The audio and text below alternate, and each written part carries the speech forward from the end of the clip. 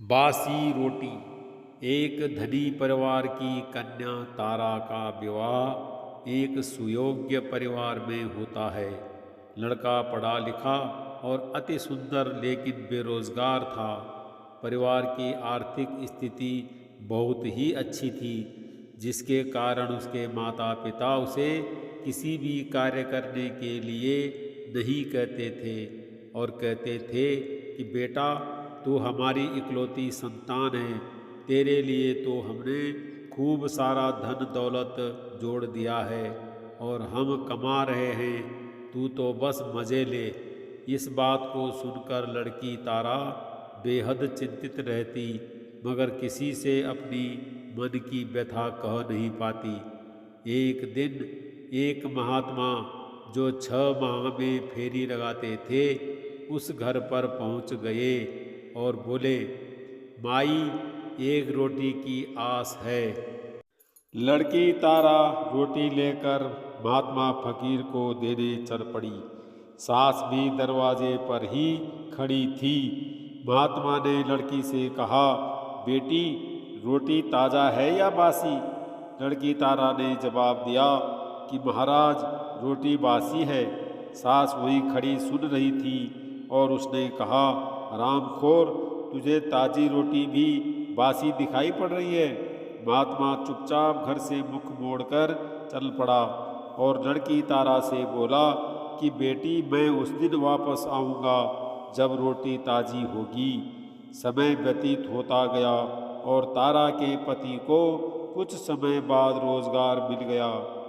अब तारा बहुत खुश रहने लगी। कुछ दिन बाद महात्मा जी वापस फेरी लगाने आए और तारा के ससुराल जाकर रोटी मांगने लगे। महात्मा के लिए तारा रोटी लाती है। महात्मा जी का फिर वही सवाल था, बेटी, रोटी ताज़ा है या बासी? तारा ने जवाब दिया कि महात्मा जी, रोटी एकदम ताज़ी है। महात्मा ने रोटी ले ली और लड़की को खुशी से बहुत आशीर्वाद दिया। सास दरवाजे पर खड़ी सुन रही थी और बोली कि हरामखोर, उस दिन तो रोटी बासी थी और आज ताजी। वाह, बहुत बढ़िया। संत रुके और बोले, अरे पगली, तू क्या जाने, तू तो अज्ञानी है। तेरी बहू वास्तव में बहुत होशियार है।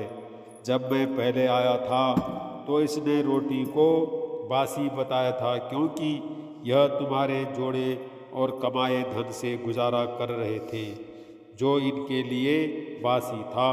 मगर अब तेरा बेटा रोजगार पर लग गया है और अपनी कमाई का ताज़ा धन लाता है, इसलिए तेरी बहू ने पहले बासी और अब ताजी रोटी बताई।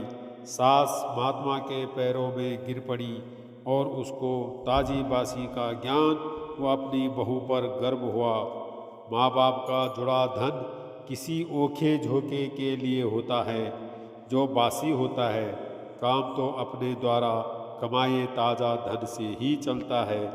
इसलिए मानव को हमेशा जुड़े धन पर आश्रित रहना चाहिए, बल्कि सदैव ताजे धन की ओर लालायित रहना चाहिए। अगर हम जुड़े धन पर ही आश्रित रहेंगे तो वो भी एक दिन खत्म हो जाएगा। इसलिए हमें ताज़ा धन की आस करके सदैव प्रगति पथ पर निरंतर प्रवाह करना चाहिए।